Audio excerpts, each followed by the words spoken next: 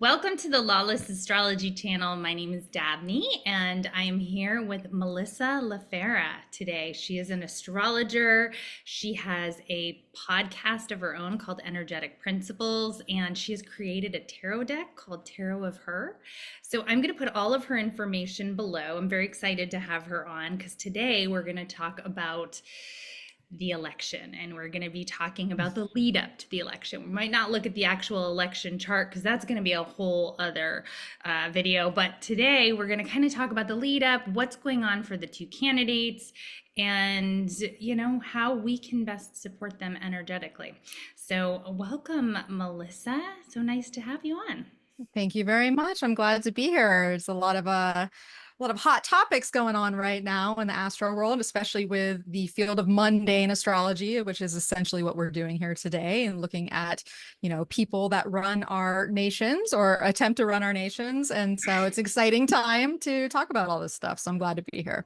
Yes, and also I'm moving my camera all around like a spaz. Sorry, but what I will say is she's also available for consultations. So if after this is like feeling like, wow, I need to talk to this woman. She knows what she's doing. She's been an astrologer for a really long time. She comes highly recommended. I've personally not had a reading with her yet, but comes highly, highly recommended. And she has a very cool podcast. So definitely check her out. So, okay, Mel, what is it that you are, wanting to go to first? Because like we said, there's a lot going on. There's an eclipse coming up. They're having a debate tomorrow. Where you want to go first? Well, I know we kind of mentioned the debate a little bit, and we might be a little late in the game talking about like the debate and the chart and all that, but it is interesting to think about. This is essentially, I mean, correct me if I'm wrong, but the first time they're getting together in a room to talk to each other about the issues. It's an interesting,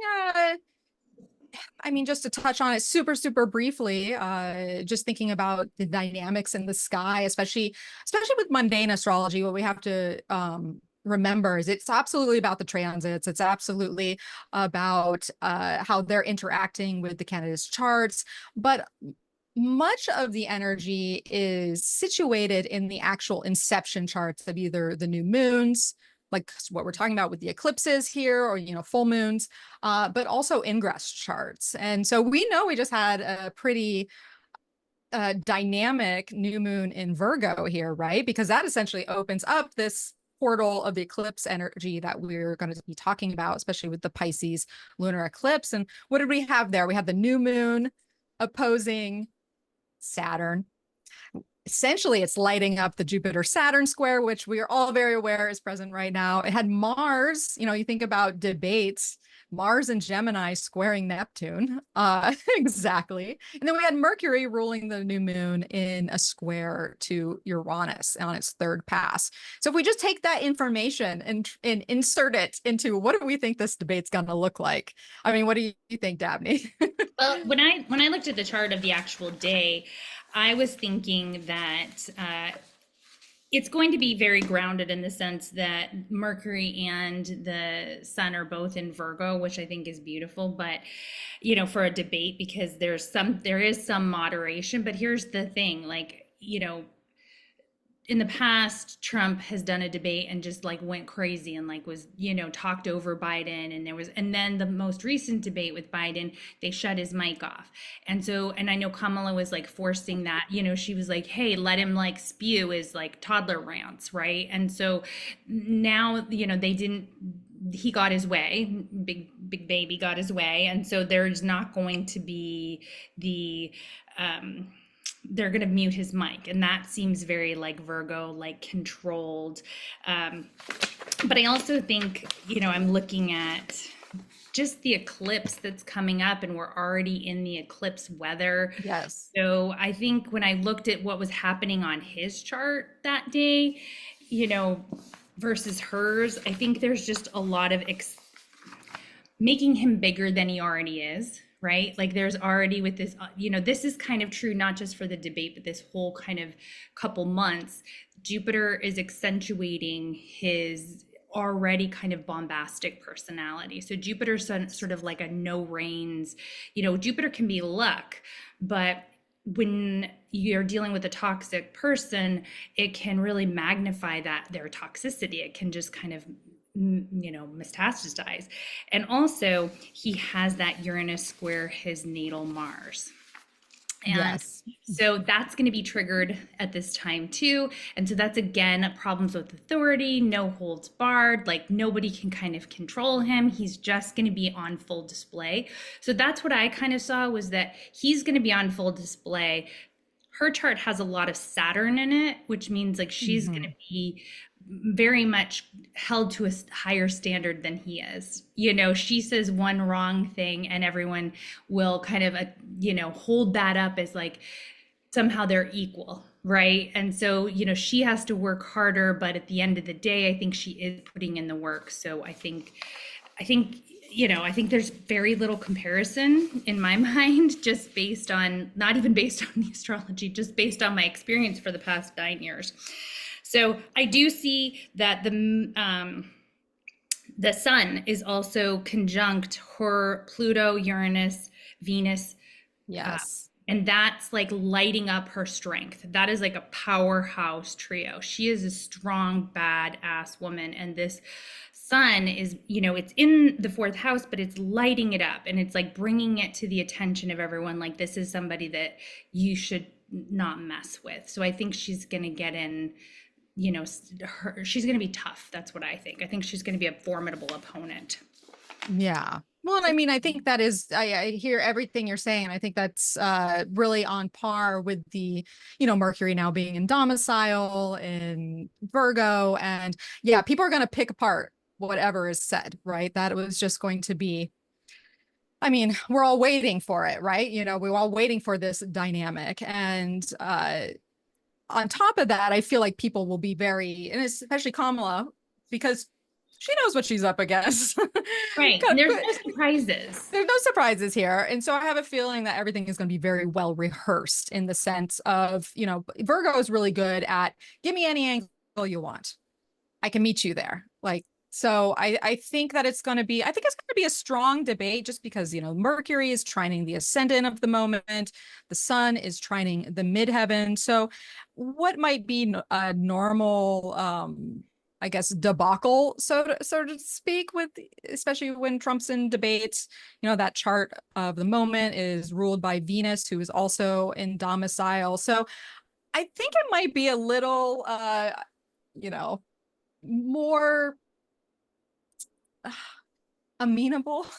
Like, I feel like it's not going to be calm by any means, but I don't think it's going to be as completely off the rocker, because I think part of the thing with old Trump there is that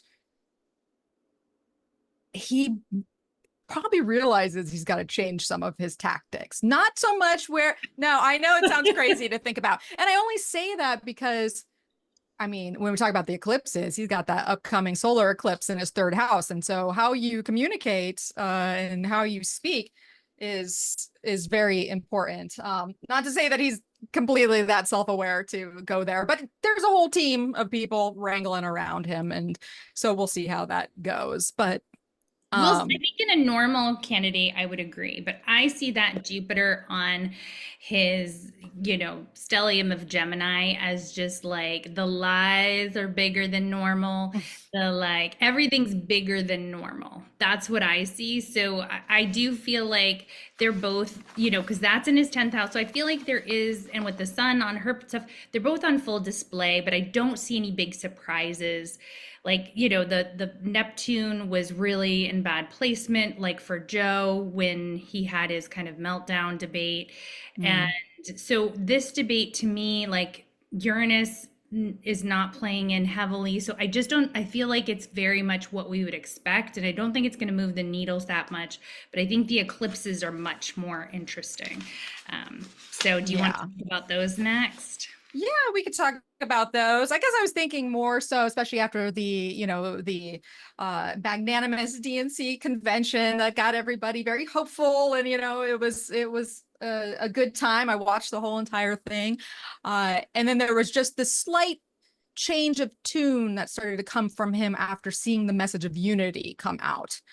And I guess maybe that's what I'm saying with the Venus in Libra part of how much can divisiveness work at this stage when so many other people are getting on board for this thing of unity. So, and that's the thing with Gemini is like, oh, we can see, something might be working over here, or this could be like a particular angle. So maybe I should just fine tune what I'm saying to kind of play into this vibe a little bit more, because people are really hyped up about getting together, even though I have my own agenda. It's just playing to the people in a way that serves his own interests, of course. But Yes. And yeah. I think historically he's actually pretty good at that. I think he's really good at playing the media and modulating to some degree.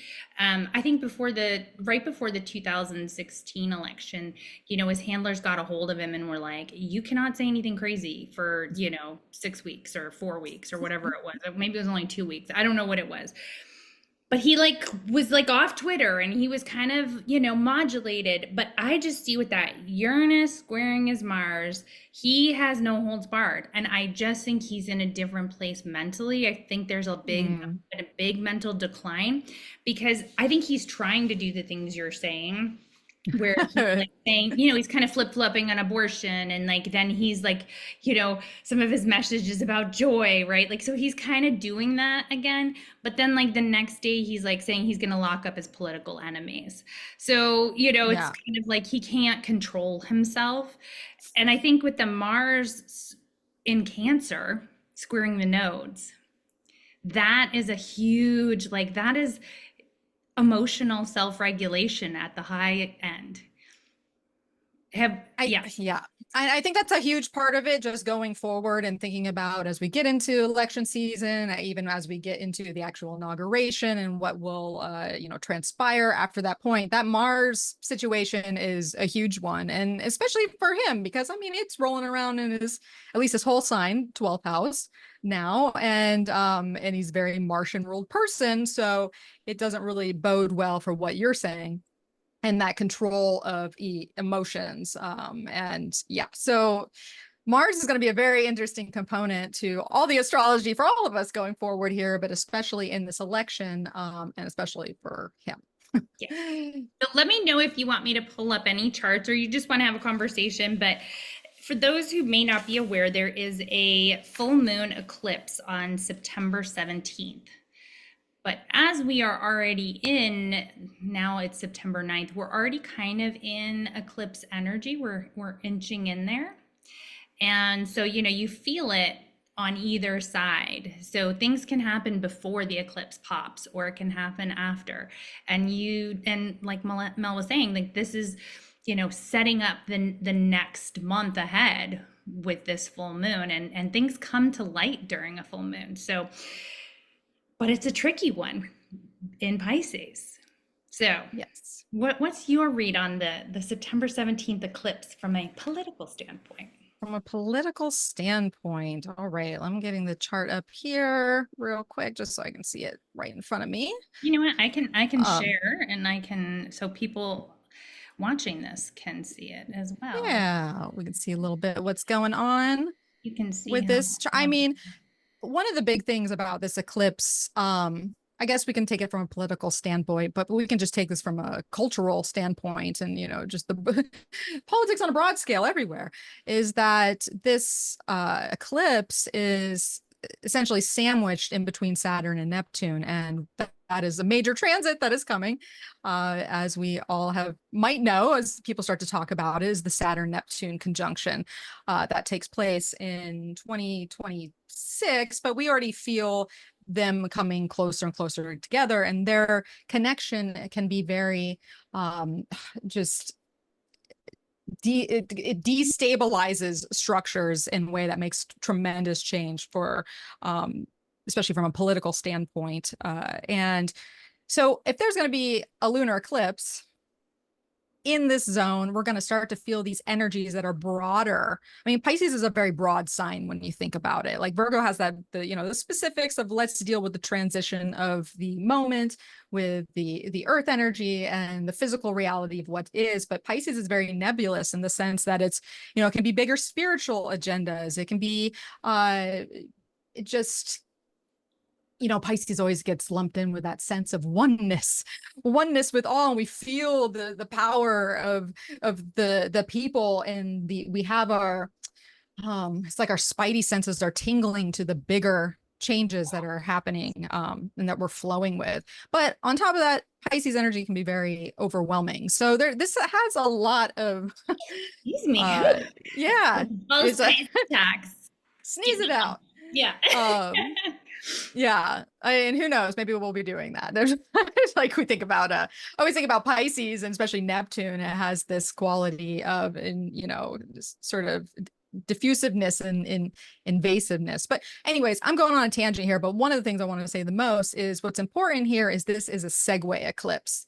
And so this is an introductory eclipse that when we see it coming, and and it illuminates on the 17th, it will give us the precursors for all the storylines that we are going to start to move towards.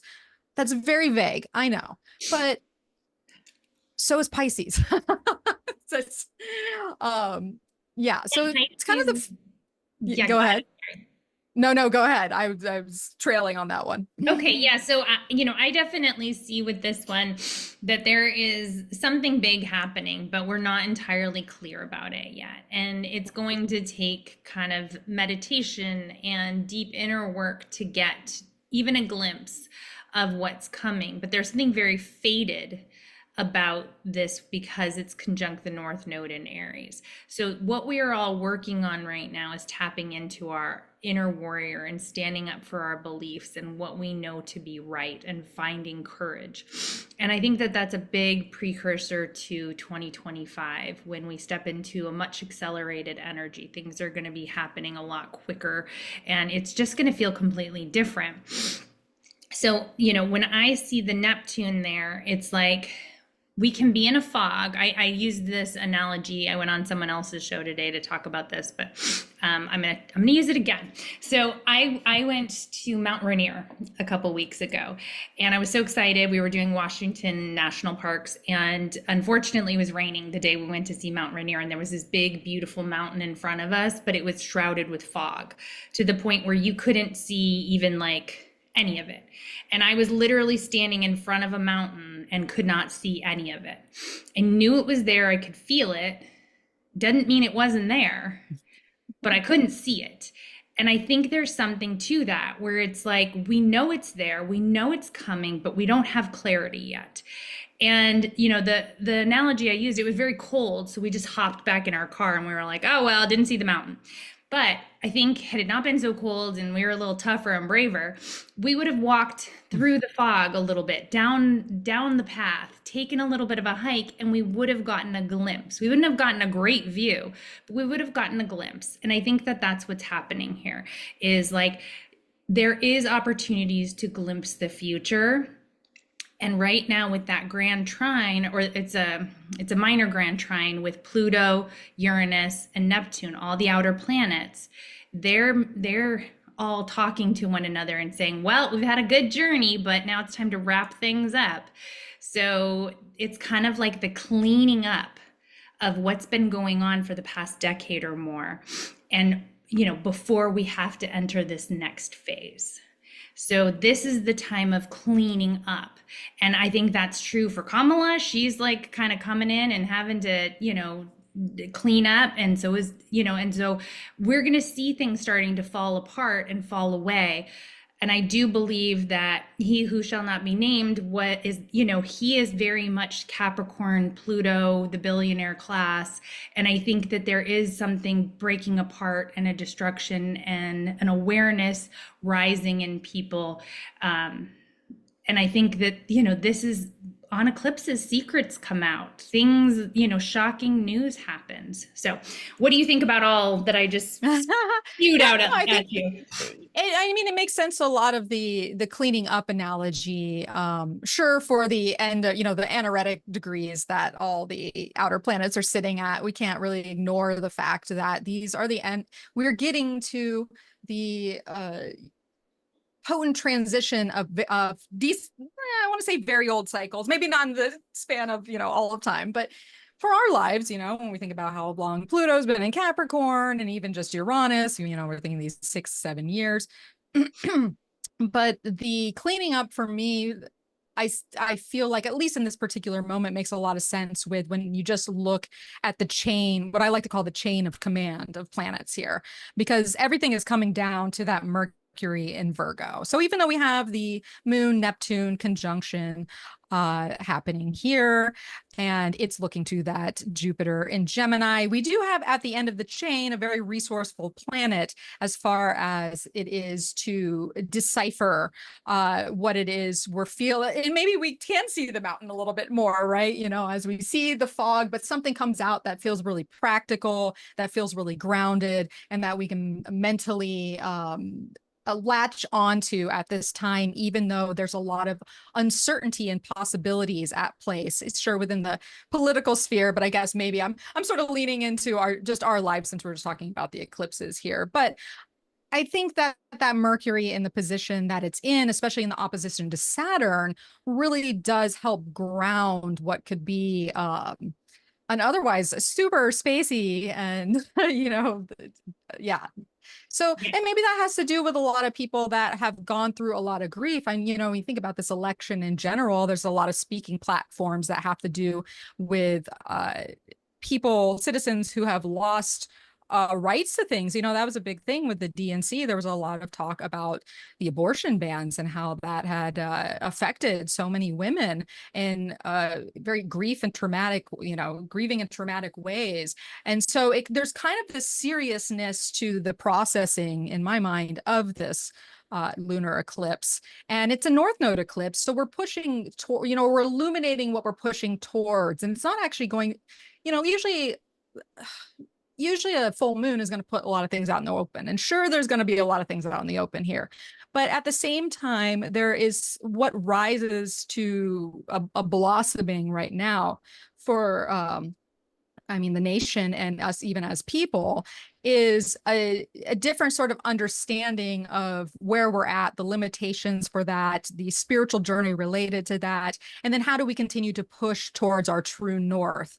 So it's a developing energy, even though it feels like it's closing. So something might end to then begin something that will eventually, kind of like what you were saying with the switches and into 2025 and completing this Aries North Node story.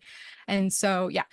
That was a mouthful, but really, I think that Mercury in Virgo opposing Saturn is a huge piece to this eclipse story.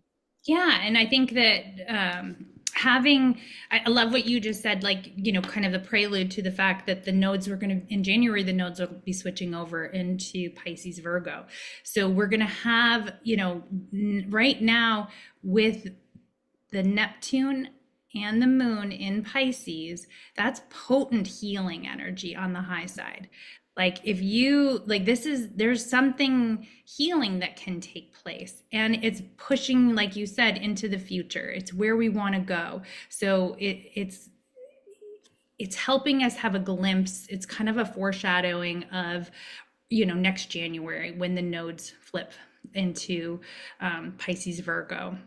Well, I think that's actually a really good point, Dabney, because what is the point of an election? We're all searching within ourselves to feel out the options that are before us and who we want to put our support towards and the future that we want to see as people. Like what, come into the Pisces world, and we put on our rose-colored glasses. What is the ideal version of reality for us? And that is essentially where your vote counts. And I like to, maybe I'm an idealist and I have my own rose-colored glasses, but I like to think that our vote counts. So there's a lot of soul searching that can happen during this eclipse, for us personally, for the direction of just humanity, and hopefully at a compassionate level too. What does the world need more of? Compassion.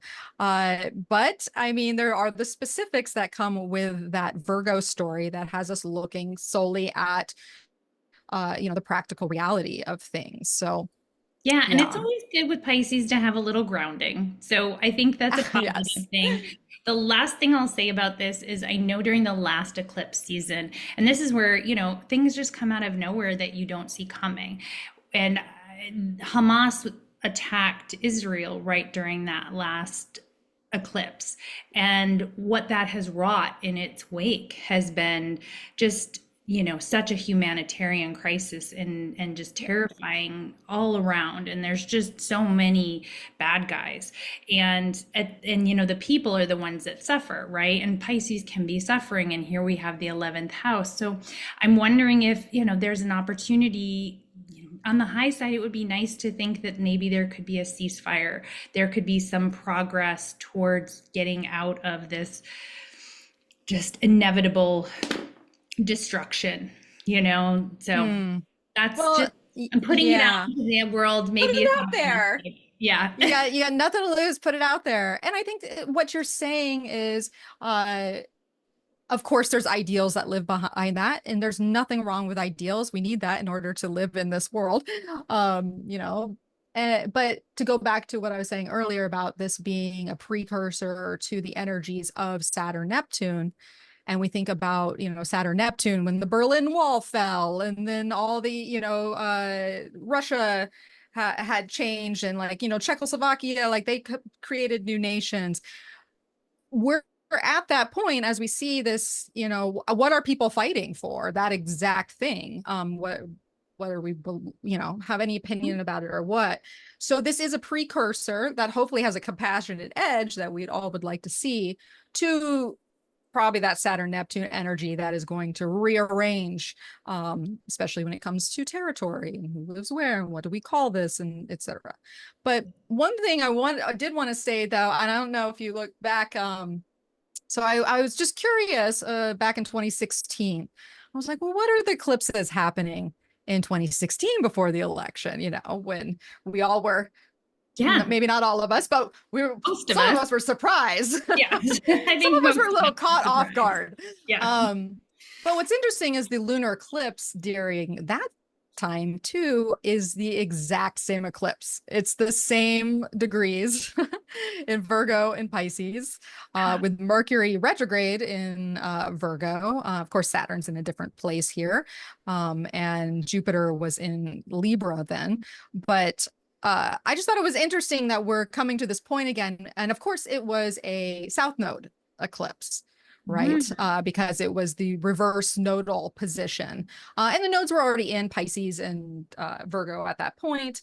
But I just thought it was interesting that here we are again at this lunar eclipse moment for, he who should not be named. And there is essentially the same energy, but different because we're talking different nodal stories. We're talking Saturn in a much more influential place as far as his chart is concerned. But yeah, so a little fun fact. That is a fun fact. And yeah, for those who don't totally understand astrology, when Saturn comes into play, there's a little bit more paying the piper, a little bit more of like, you have to be responsible. There's karma involved. It's kind of like, how do we take responsibility? So Saturn is the planet of responsibility and structure and hard work resulting in reward. So Saturn can be this flowering, like people fear Saturn. But Saturn really is necessary to give us boundaries and structure. And if you think about how the boundaries and structures were just non-existent in 2016, people like that's where the beginning of all of this kind of began with the, lock her up chants and like things that we had never seen before. And the Access Hollywood tape, grab her by the pee, like anybody that would have ended their career up until that time, right? So South Node in Libra, we're in a Libra Aries South Node, North Node position right now, and a South Node in Libra, on the low side, like and you often look at the low side with the South Node, the darker energy is like an indecisiveness, a superficiality that is just kind of manipulative and ready to like take, it's opportunistic on some levels. It's kind of like it can't make a decision. It wants approval, so it's going to do whatever it has to do to make sure it's liked. And so there's kind of this energy, I don't know, there was something about that, whereas now this North Node energy has so much to do with stepping into our our courage and stepping into our warrior selves to protect our nation and make sure this doesn't happen again. Yeah. And that was a weird time too. I mean, it was Saturn in Sag. Saturn was at the bending of the nodes with Neptune on the south node. Like, and that's probably why a lot of that stuff was able to fly, right? You know, there was Saturn wasn't exactly on guard. Neptune was diffusing, you know, what the actual structure is, and I don't what know can if be Saturn's on said. guard right now in Pisces either, though. I So let's know be honest. it's probably not, Saturn, but Saturn's like, what, where am I supposed to go? Huh? What? I thought we were supposed to have structures and boundaries. Why are you taking everything away? Everything's being dismantled. But I do think it's because there's endings. We're experiencing a lot of endings. yes. People in our, I think, Mel, have you experienced this in your readings? Like endings like crazy with people I'm doing readings for. It's like, where do I go next? Do I move? Should I get a divorce? Should I, like people are at a crossroads, but there's a lot of confusion and they're not sure where they're going, but they feel the pull to the future. Are you Yes. getting that? 100%. That is a main theme here. And I think that has a lot to do with, yes, Saturn in Pisces, but really the Jupiter Saturn square, because the square energy is the opening energy to the whole 20-year cycle, right? It's seated back in December 2020 in Aquarius of like, what could our future vision look like? If I rise above my life and I concoct this vision of a plan that I have for myself, what does that look like? Well, the opening square is like, oh my God, how do I move towards that? And with mutable signs, it's all about transition. But Jupiter in Gemini, options. 1 minute I'm thinking this, the next minute I'm thinking this. How do I make a decision? I have all these, and then the Saturn energy is like, all right, well, first off, thinking's not going to get you anywhere. You got to take your time.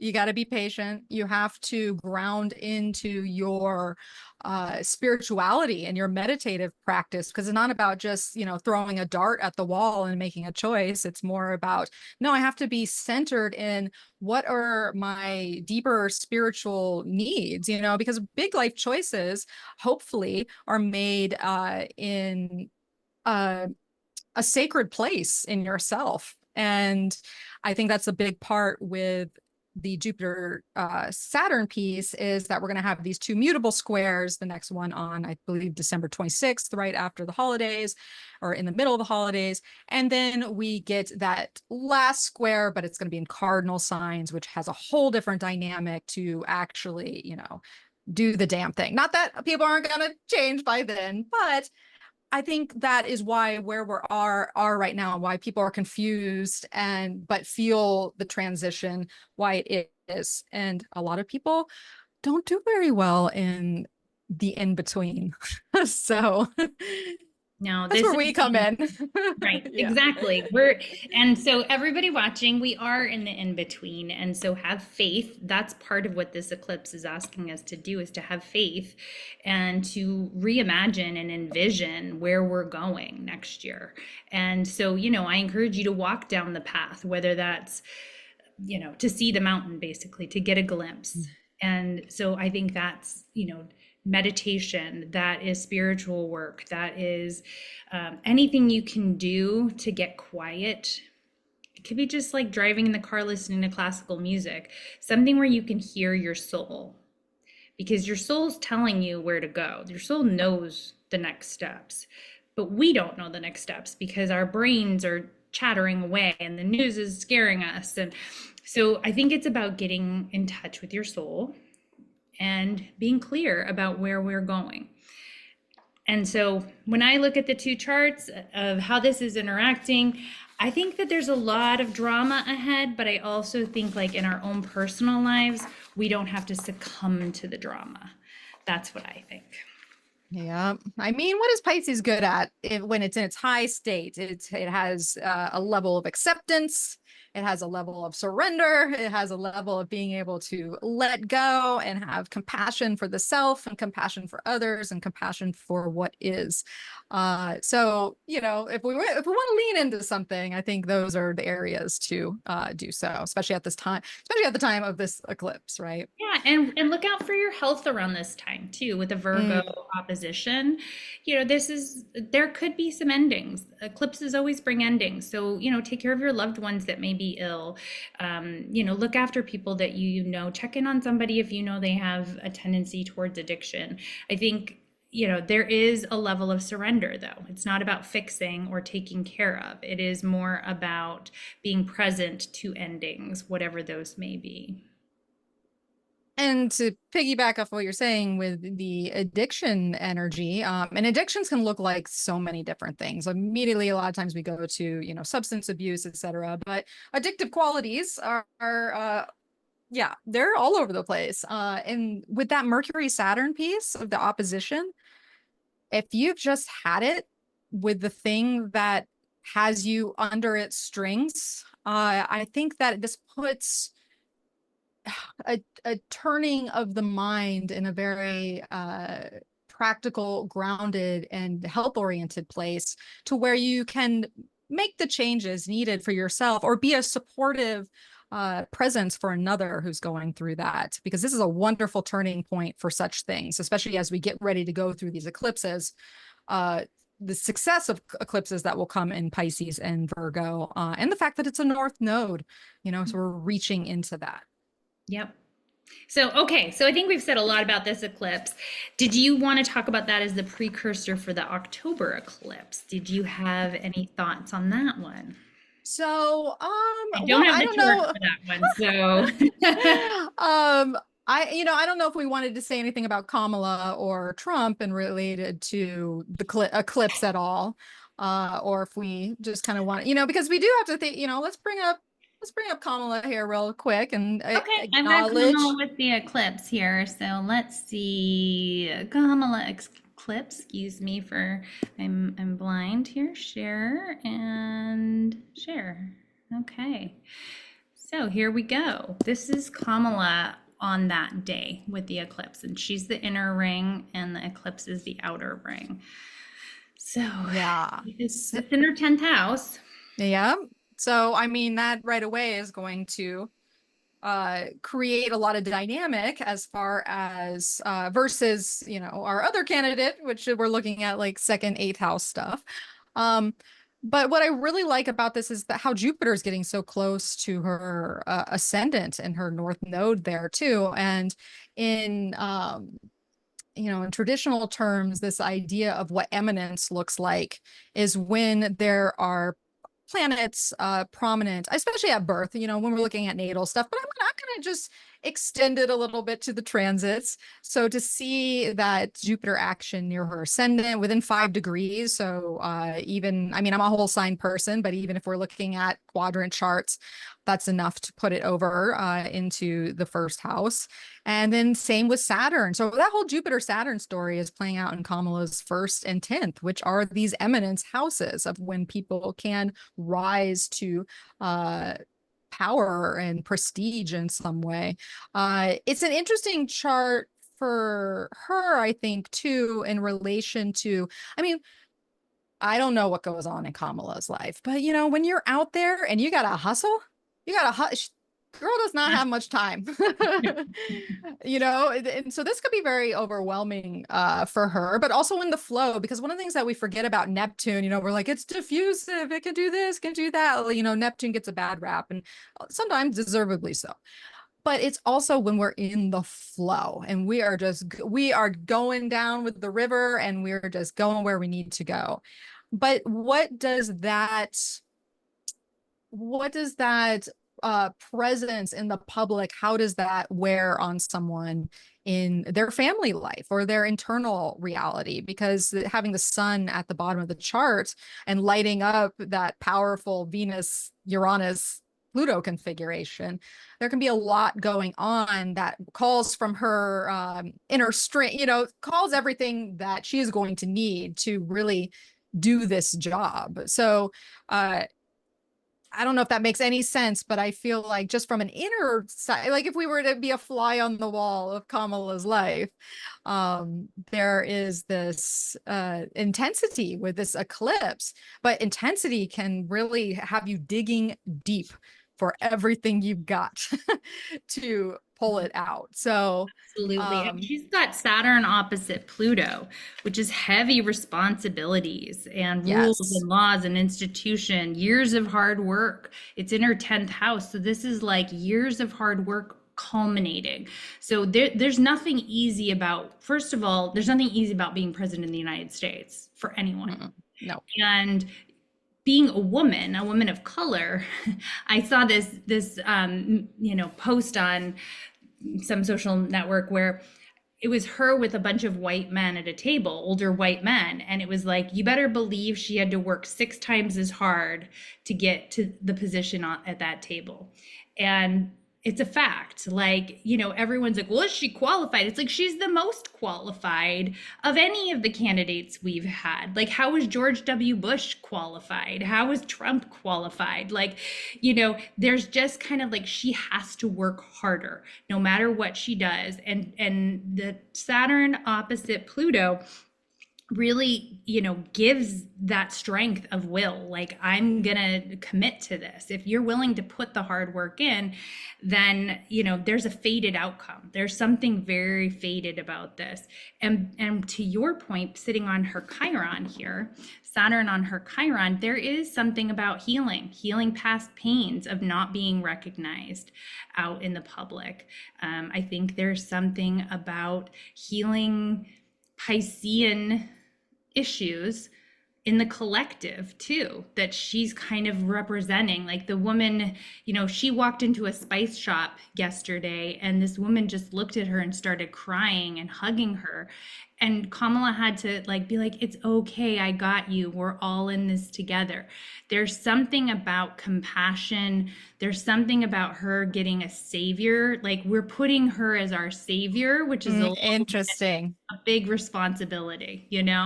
Well, I think that's a very potent point. I got chills when you said that, because, and that might be a lot of what comes up during this eclipse, right? I mean, she is essentially emanating these energies that people are filling up. Because what is the 10th house? I mean, yeah, you're out there. This is your recognition for who you are and who you're becoming in the public sphere, but it's also how people take you in. Like, that is what they believe you are. And so that's a very interesting point to bring up, especially when we think about sort of the savior quality, because it can feel like that.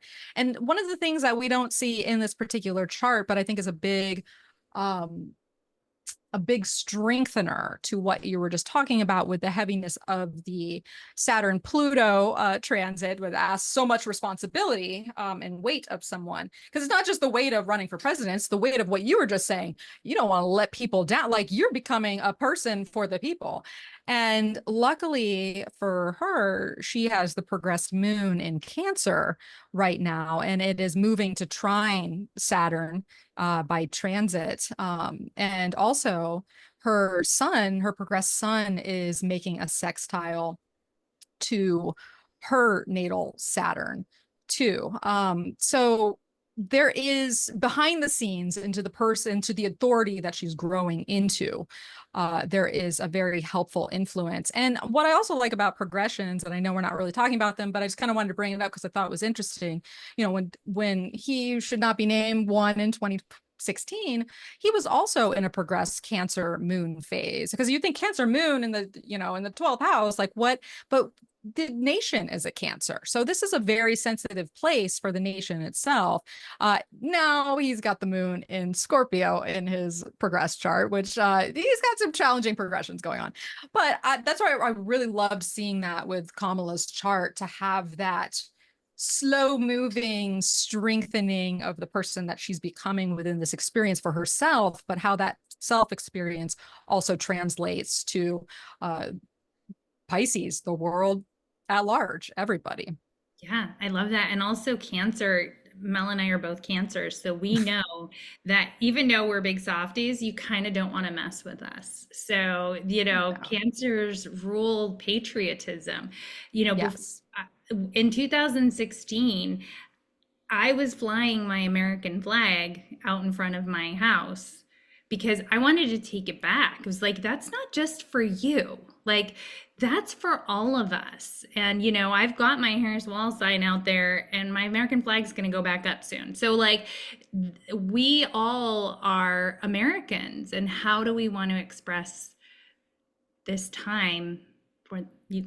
Go. What Oh, do you? no, no. I love that. I love that. And there was like another fun fact that I want to bring up because I don't know if you had looked at this before, but I think you did a previous video talking about, Pluto back into Capricorn, right? This is big. And we, as a nation, we are completing our Pluto return, and we can feel it. But I thought it was so interesting well, first off, Kamala, the midpoint of her potent sun and moon, full moon that she was born with is the US's Pluto. And then on top of that, the progressed part of fortune, which is, it moves doesn't move very fast, but it doesn't move very slow either. It's a fast moving point, is also progressed to that same exact place during this election time.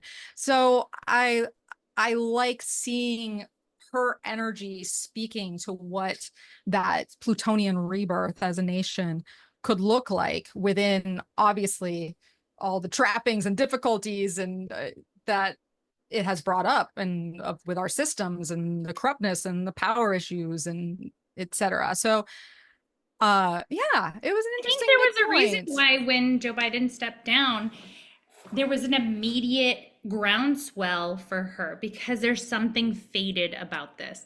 Much the way I unfortunately believe there was something very fated about what happened in 2016. That was a 100%. part of our journey.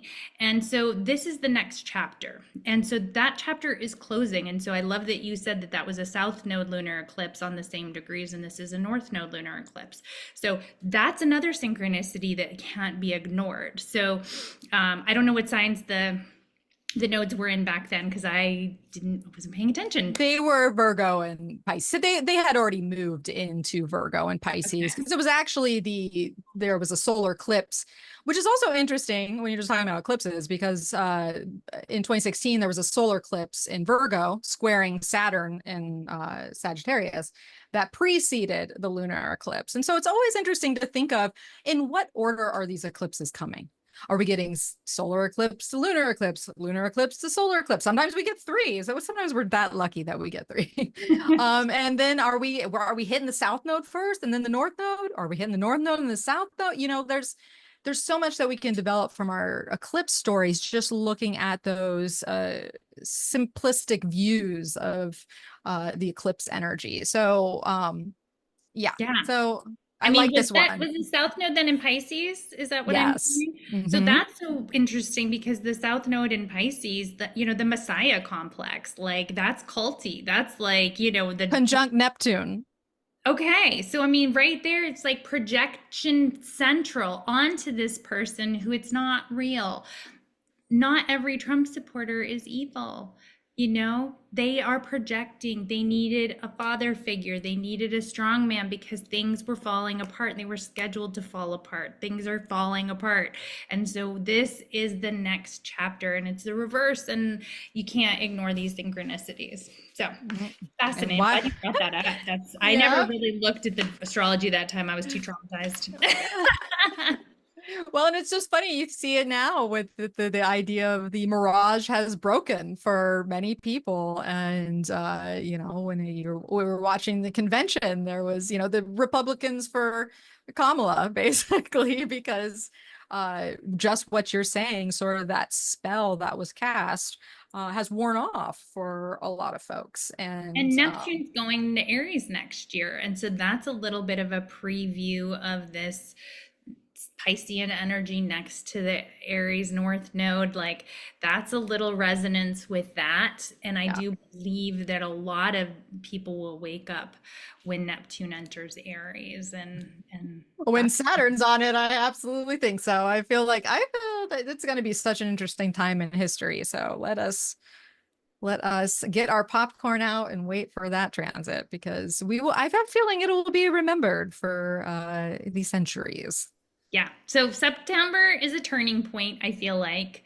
I think there's going to be some acceleration in October with the next eclipses. Mhm. And then we've got the actual election and then the denouement. What's going to happen next? And then we've got a fresh energy starting in January. So is there anything else that you wanted to touch on today before we move I on? mean, there's we could be here for hours talking about Exactly. this and that and the other thing, but I feel like we had a good roundabout with talking about just the eclipse that's coming up here and why uh it's just super important on many levels, because it is, I mean, if you want to go back and think about the so spring of 2023 and fall, November of 2021, these were also introductory eclipse periods. So if you go back, especially the fall of 2021, that was back in that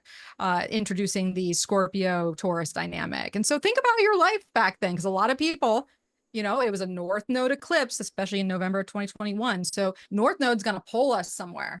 It's going to be like, okay, it's going to give that wrapping up energy of the lunar eclipse vibe, and it's going to pull you somewhere to the whole next story. So it won't be the same story by any means, but that's the kind of energy that we're dealing with here now. I love it.